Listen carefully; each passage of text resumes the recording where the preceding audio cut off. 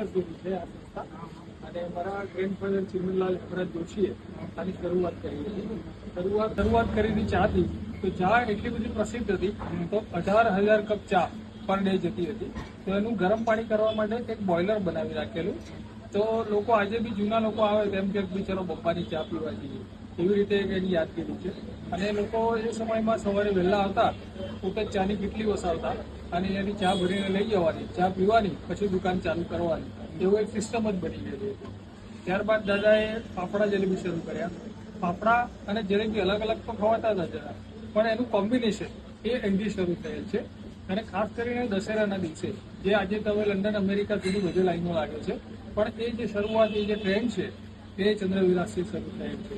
તો કઢી લોકોને ખાસ પસંદ પડતી, તો દાદા એના માટે એક વેસલ બનાવેલું, જેની નીચે ટ્રોલી જેવું પૈડાનું લોખંડનું ટ્રોલી બનાવેલી અને બધાને કમંડળથી પીરસવામાં આવતું.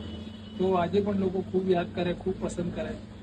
ત્યારબાદ ગુજરાતી થાળીની સિસ્ટમ, તો એ પણ 1 રૂપિયાની એક થાળી, એવો ટાઈમ્સ ઓફ ઇન્ડિયાનો એક રિવ્યુ છે.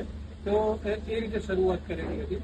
તો લોકોને આપણી દાળ અને બટાકાનું શાક એટલું બધું પસંદ પડતું, તો 3 દરવાજાથી શરૂ કરીને 5 કુવા સુધી એની સુગંધ આવે જેવું બધા હંમેશા કહેતા. ત્યારબાદ આ બધા મહાનુભાવો તમે જોઈ શકો છો આવેલા છે. અસરાણીનું તો આપણું ગુજરાતી પિક્ચરનું ગીત પણ છે, મા બાપ, તો એમાં પણ એનો ઉલ્લેખ છે. તો આવી બધી ઘણી બધી વાતો, ઘણી બધી યાદો આજે પણ સચવાયેલી છે.